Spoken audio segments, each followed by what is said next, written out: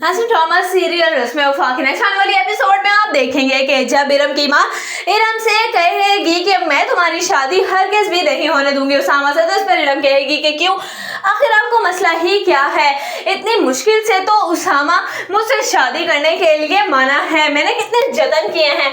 इस पर कहेगी राबिया कि तुम क्या कह रही हो इरम। इस पर इरम बहुत ही ज्यादा गुस्से से आग बगोला होकर बोलेगी कि हाँ अम्मी, मैं बिल्कुल ठीक कह रही हूँ, मैं उसामा को शुरू दिन से पसंद करती हूँ, ये बात तो आप जानती हैं, लेकिन उसामा की मोहब्बत मेरे दिल से अभी तक नहीं निकली थी और असल में तो मैं उसामा से बदला लेना चाहती हूँ और मैं उससे जितनी मोहब्बत करती थी उससे कई गुना ज्यादा नफरत करती हूँ, इसीलिए बस मैंने उसामा और नूर से बदला लिया है, क्योंकि उसामा की वजह से ही मेरा भाई फवाद इस दुनिया से गया है। उसामा नूर से मोहब्बत करता था शुरू से ही और उससे ही शादी करना चाहता था, इसीलिए उसने फवाद भाई को रास्ते से हटाया है। ये सारी की सारी बात मुझे अलिशमा ने बताई है।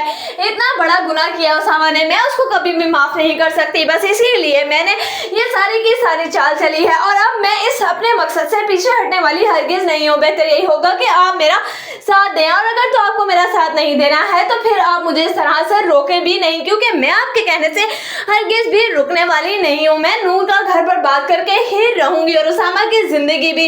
इस पर कहेगी राबिया कि तुम्हें शर्म नहीं आती।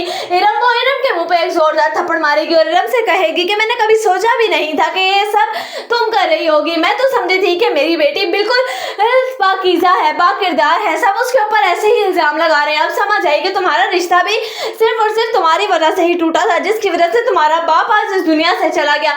फवाद की इसमें कोई गलती नहीं है, क्योंकि उसामा और फवाद का एक साथ एक्सीडेंट हुआ था, उसामा भी तो उसकी जगह जा सकता था, उसामा ऐसा कैसे करेगा।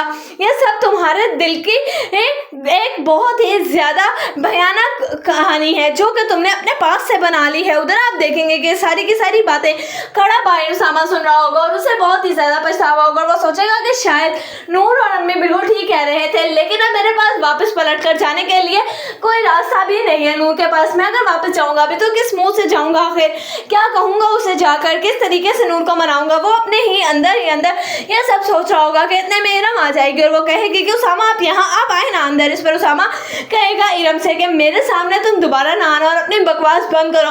इस